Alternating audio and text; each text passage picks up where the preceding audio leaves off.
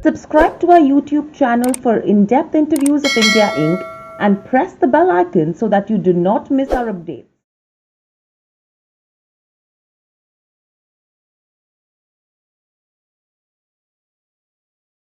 Hello and welcome, ladies and gentlemen. Welcome to Nirmal Bangam, Hiral Taja. We have with us Riya Singh, technical analyst, currencies joining in. Riya, welcome to the show.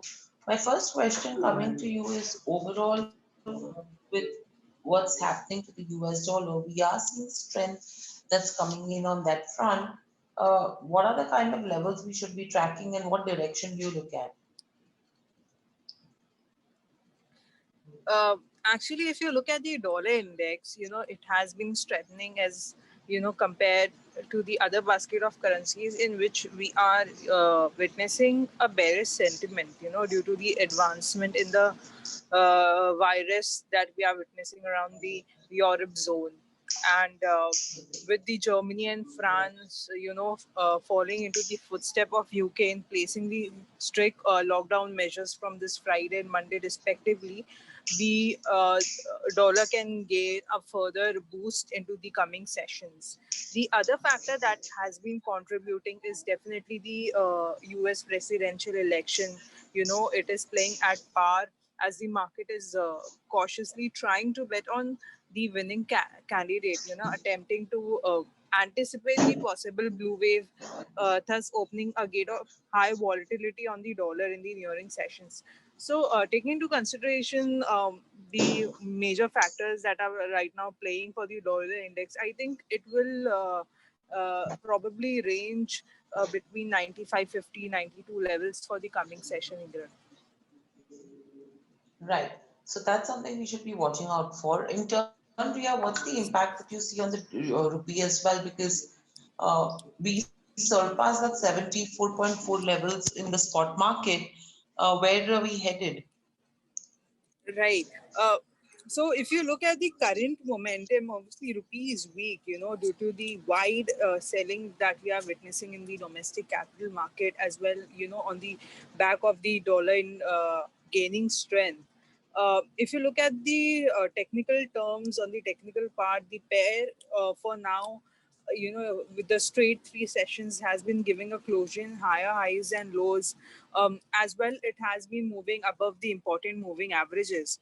So the current bullish leg is also accompanied by a good volume, which is supporting the positive biasness into the pair.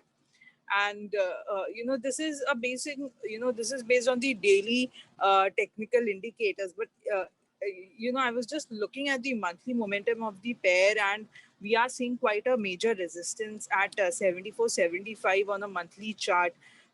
So if the pair breaches the 70.75, we are definitely headed to a much weaker zone towards 75.50. Thus, it does gives an opportunity into the coming session for going long into the pair positionally. So that is 74.75 is a level that one can definitely watch out for the rupee in coming sessions. The weakness is also accompanied, by the RBI, again coming into the market and increasing the forex reserves, thus even aiding the dollar index, dollar demand on the domestic front. And a further bond action will definitely to lead the rupee to a much weaker zone. Right. So that's something we should be watching out for. Apart from that, Bank of Japan has kept rates unchanged. However, they've gone ahead and cut the growth forecast. What would this mean for their currency? Yes. So I think just few sessions we were quite much waiting for the Bank of Japan, because keeping the rates unchanged has come in line with what was expected, uh, by the central bank on their part. But however, lower growth and inflation forecast is definitely indicating that there is an underlying challenge and the struggle that the country is right now facing with respect to getting the economy back on track. Um, the recovery in the business activity, the numbers that are posted on, has been showing that that the performance of the service sector as well as the business activity is quite underlying. So this must be one of the contributing factor that the Bank of Japan has led for a sharp downside in the revision for growth and inflation. But if you look at the statement that has been released by the Bank of Japan in its policy meet, I think they have openly, they have welcomed to aid the companies who are struggling due to the virus impact, and uh, you know are all open arms with respect to aiding them for the current ongoing struggle. But what we are not right now seeing from the Bank of Japan is taking any step towards making changes in the current policy framework that they have right now. So it can be a bit of difficult what is for the home currency, taking into consideration that the Bank of Japan has kept the forward guidance unchanged and is still aiming for a 2% inflation with the current policy framework. So I think if there is a further, even though they are aiding the companies and are engaging into corporate bond buying and other and working their part in the debt market. But if the numbers on the economy and service sector still comes below the underlying performance benchmark, I think Bank of Japan would need to further push back on the current policy framework, and we can certainly see yen losing its track against the dollar. Right. And overall, taking the lockdowns that have been coming through in Europe, what's the kind of impact you are seeing on the euro? I think the lockdown measures definitely will lead to some step back in the ongoing economic activity. But the ECB, who has kept infusion of fresh stimulus on hold till December. Now they might be put under pressure in order to announce a fresh stimulus quite bit early than their timeline. So both of which will definitely pave way for a weaker euro. But there is a Brexit prospectus as well, in which the reports are showing progress are being made towards a deal between the UK and EU.